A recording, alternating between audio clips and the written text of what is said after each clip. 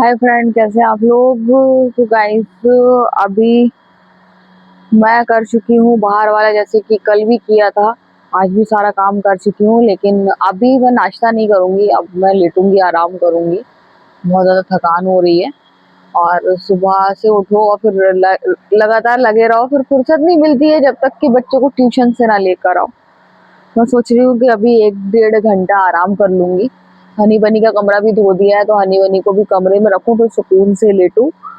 1 2 घंटे आराम करूंगी, फिर उठूंगी, फिर बाकी जो काम होगा वो करूंगी। बाहर का काम हो गया, कपड़े धुल गए, धुलाई हो गई, हनी बनी कमरा साफ हो गया। बस वही है कि कमरा और किचन रहेगा, तो अभी थोड़ा सा आराम कर लूंगी, तो फिर एनर्जी रहेगी जिससे कि मैं आगे का कर लूंगी। अभी मैं कुछ सोचूं करूं तो मुझे बहुत ज्यादा थकान हो रही है, तो अभी मैं आराम करूंगी, क्योंकि रात को 12:30 बजे करीब सोई थी और सुबह फजर में उठना।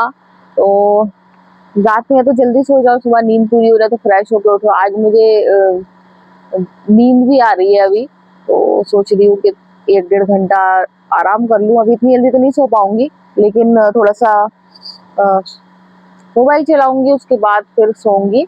तो जा रही हूँ अभी। मैं नाश्ता वाश्ता कुछ नहीं करने वाली हूँ, मैं अभी जा रही हूँ और अभी लेटूंगी, आराम करूंगी।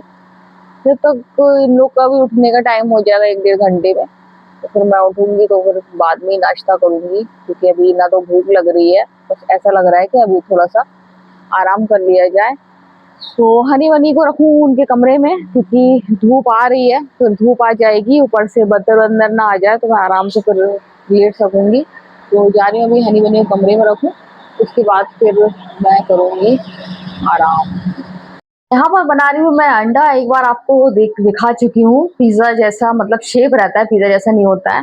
बहुत ज्यादा टेस्टी होता है, और बॉइल्ड अंडे भी डलते हैं उसमें, और फेंटे हुए भी। तो इसी की तैयारी चल रही है, वो अंडा बना रही हूँ, क्योंकि आजकल कुछ अलग हटके चीजें बना रही हूँ जोया पापा की वजह से। और आपको बता दूं कि बिल्कुल फिट है, कोई दिक्कत नहीं होने, लेकिन मैं अभी थोड़े 1 2 दिन परहेज जारी रखूंगी। तो यहाँ मेरी तैयारी पूरी है, मैं बनाऊंगी और वो आराम से खाएंगे। तो यहाँ पर बच्चे हैं, बैग है, उसमें लिखा था कि ड्रॉ करो, तो बच्चों को तो ड्राइंग पसंद है, तो उसी में कर रहे हैं। ये शॉपिंग बैग है, और ये नहा के आया, तो मैं देख रही थी इसके बाल गीले तो नहीं है। यहाँ पर देखिए कितनी अच्छी ड्राइंग बनाई है, और जोया भी सेम यही बना रही है। तो ड्राइंग का इन लोग को बहुत शौक है, और मैं बहुत ज्यादा खुश रहती हूँ। तो जा रहे हैं अब हम लोग ट्यूशन। ट्यूशन टाइम हो गया है, और उसके बाद फिर मैं आके नमाज सुकून से पढ़ूंगी। तो इन लोग को छोड़ दूं, फिर उसके बाद फिर नमाज पढ़ूंगी और आराम अब करूं चाहे ना करूं। सुबह कर चुकी हूँ, तो काफी रिलैक्स फील कर रही हूँ। तो बिटिया रानी आ गई, और बिटिया रानी को बस अपने हेयर, मेरे हेयर सही है मम्मा, मेरे हेयर सही है, तो मैं यही देख रही हूँ। और कहाँ खराब दिख रहे हैं आपको अपने हेयर। तो ये लोग ट्यूशन से आने ही वाले होंगे, जब तक फिर मैंने सोचा कि मैं बनाऊं बेल का शरबत। आपको मालूम है, अगर आपने मेरा ब्लॉग देखा है, नहीं देखा है तो जल्दी से जाकर देख आइए। मैंने बनाया था, बेल पत्र लाए थे जोया पापा। तो गाइज, यहाँ पर मैं शरबत बना रही हूँ। मुझे शरबत बनाना आ गया है, तो बहुत ज्यादा खुशी होती है कि अब आसानी से बन जाता है, बहुत इजी है। और हाइजीन तरीके से, अनहाइजीन भी हो सकता है, अगर अब मैं किसी का पी नहीं सकती हूँ, अपने ही हाथ का पी सकती हूँ। तो गाइज, यहाँ पर मैं शरबत बना रही हूँ, और जब तक ये शरबत बनेगा बनेगा, तो जोया हैदर की मैम का कॉल भी आ जाएगा, मैं लेने भी चली जाऊंगी, और ये रखा भी नहीं रहेगा। मुझे इतना अंदाज है कि बस ये बनेगा या बन भी ना पाए, और बच्चों का लेने का टाइम आ जाए। और जोया पापा को भी नहीं मालूम है मैं अंदर क्या कर रही हूँ। जोया पापा भी बाहर है, बाहर सिम्बा के साथ है, उनको नहीं मालूम कि मैं उनके लिए इतनी टेस्टी टेस्टी चीज बना रही हूँ। उनको बहुत पसंद है शरबत, और मुझे बनाना नहीं आता था, तो वो लाते नहीं थे। अब मैं, मुझे बनाना आ गया तो लाने लगे, तो मैं बैलेंस नहीं बना पा रही थी, तो फिर मैं बैठ गई। मैंने कहा आराम से करूं, क्योंकि इसको सारा तो जो भी फायदे हैं सब है, सब इसी में है।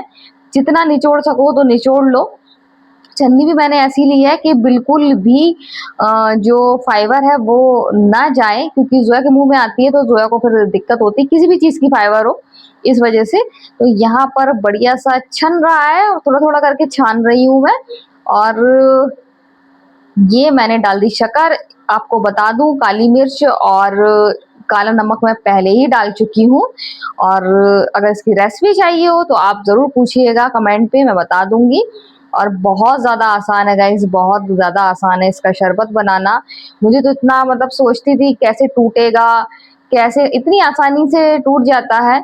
और यहाँ चाहे तो आप शक्कर पिसी हुई के अलावा दानेदार भी डाल सकते हैं, लेकिन जब पिसी हुई डालते हैं ना तो टाइम नहीं लगता है घोलने में, जल्दी से घुल जाती है।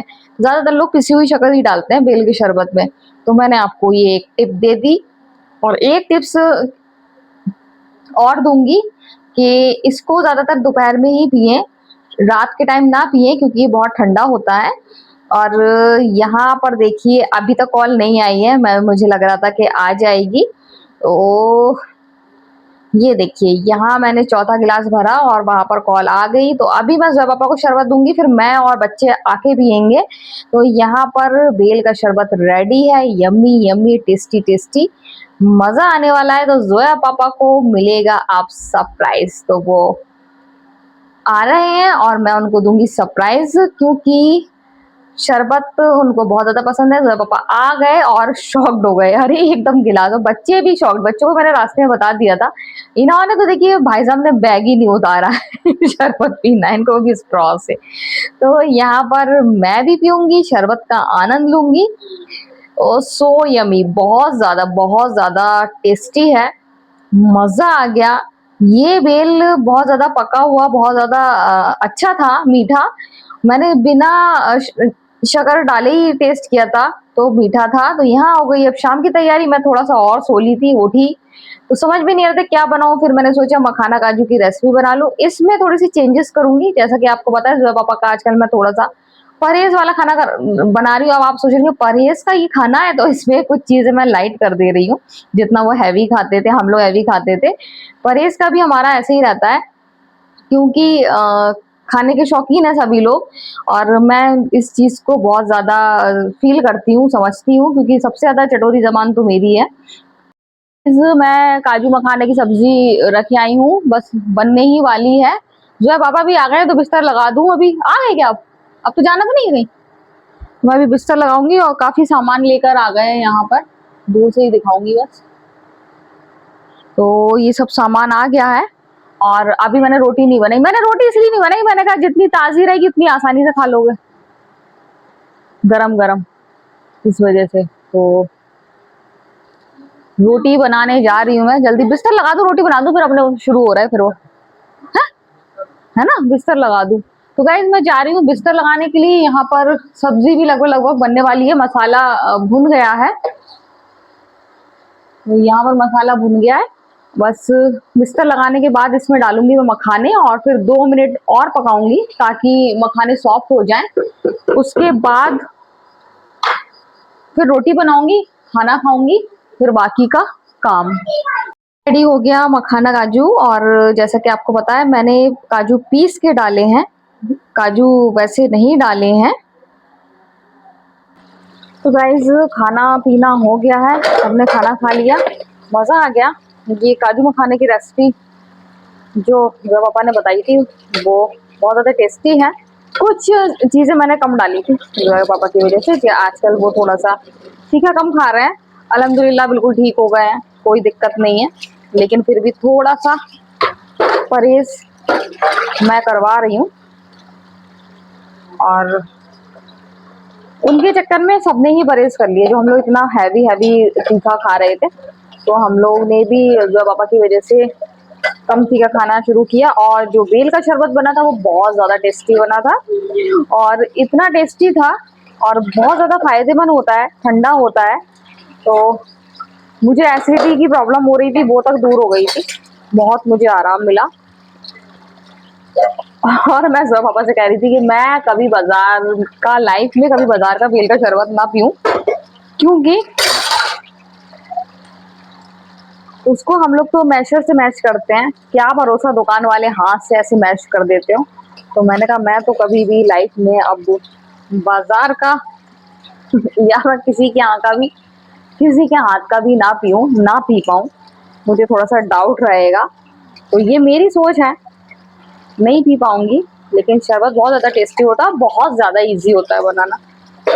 मैंने नमाज पढ़ी थी, नमाज पढ़ के बस जो पापा सिम्बा के साथ बाहर तो यहाँ शरबत रेडी हो गया था, जैसा कि मैंने आपको बताया भी और दिखाया भी। तो इतना आसान है, पहले जब नहीं आता था तो सोचती थी, नाम सुनकर ही इतना अच्छा लगता है बेल पत्र का शरबत, और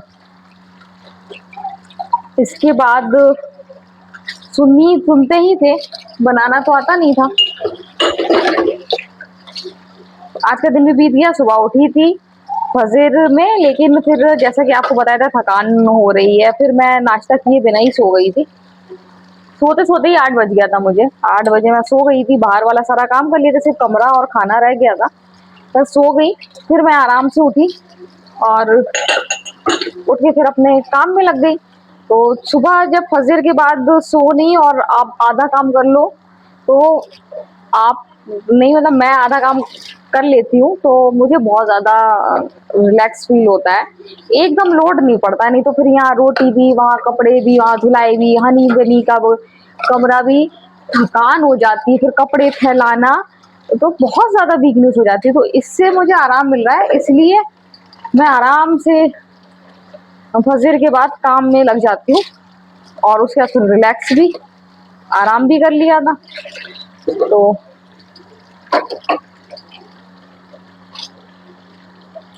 अच्छा भी लगता है, सुबह काम कर लो, बाहर का साफ साफ हो जाता है तो टेंशन नहीं रहती है। नहीं तो वो इधर कपड़े के लिए भाग रही हूँ और इधर रोटी बना रही हूँ, सब्जी की कटिंग चॉपिंग भी बहुत ज़्यादा टाइम हो जाता है। तो देखिए कब तक कर पाते हैं, क्योंकि तबीयत का मेरा पता नहीं रहता है। आज भी लग रहा था कि बस फजर की नमाज पढ़ो और सो जाओ, बाद में करेंगे, लेकिन मैं फिर नहीं सोई, मैंने कहा नहीं, कर लो, वो बढ़िया है। तो काजू मखाना की सब्जी ड्राई, अगर काजू फ्राई करके डालते हैं ना तो वो भी बहुत ज़्यादा टेस्टी लगती। पिछली बार बनाई थी पर मैंने जो पापा की वजह से नहीं बनाया, मैंने काजू सख्त होंगे, और अभी जैसा कि आपको पता है कि मुँह की छाले अभी उनके गए हैं, इस वजह से मैंने कहा कहीं चिपक जाए या फिर कोई दिक्कत हो जाए, और ये परहेज उनका मैं ही करा रही हूँ ताकि उनको प्रॉब्लम ना हो। और अल्हम्दुलिल्लाह आप सबकी दुआओं से जो पापा बिल्कुल फिट हैं, कोई दिक्कत नहीं है। तो गाइज बर्तन धो रही हूँ, आज का वीडियो हम यही एंड करते हैं। अगर आपको वीडियो पसंद आए तो आप लाइक शेयर कमेंट जरूर करें। तो बाय बाय।